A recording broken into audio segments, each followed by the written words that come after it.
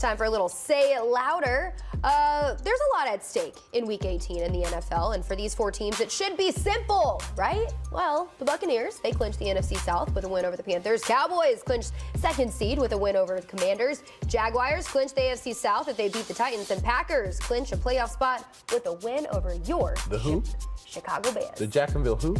The Jaguars. Jaguars. The Jaguars. Jaguars. It doesn't. Jaguars. Say Jaguars. Jaguar. See? You know, whatever. Anyways, you get the point.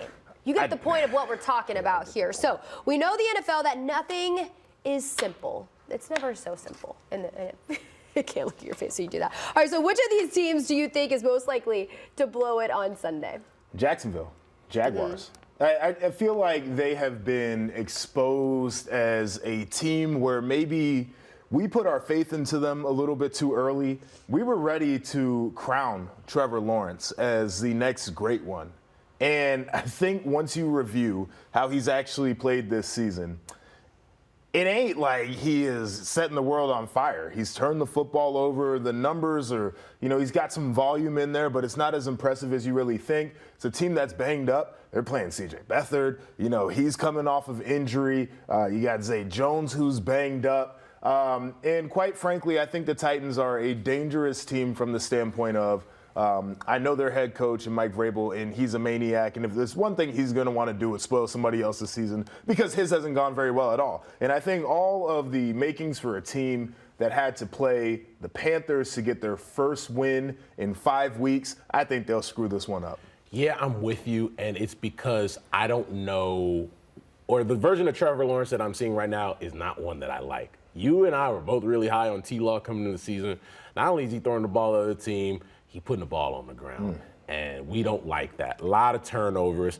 But the other one I was going to say is the Packers against the Chicago Bears. And I look at this game, and we talked about it with Clay. It's just like, this is a different team than the Packers saw in week one when they rolled the Bears in their building. Like, this is a team that in the last month, and we showed the graphic earlier in the week, top 5 offense and defense in the last month, right? They're able to score points and they take the ball away. So I know Jordan Love has cut down on the turnovers significantly, but something's got to give. Yeah, I think something's got to give in that one. And for Justin Fields, too, for all the conversation about do you bring him back in Flus, for the conversation about who he is as a head coach.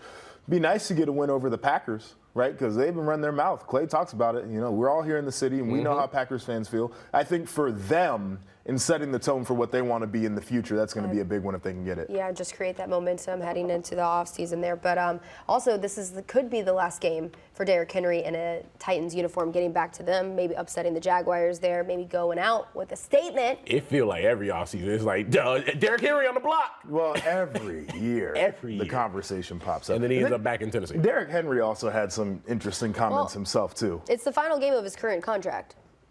So Derrick Henry might just be like, I'm done. I'm tired of playing football. My body hurts. That's a big dude that's taking a lot of hits. Taking a ton of hits.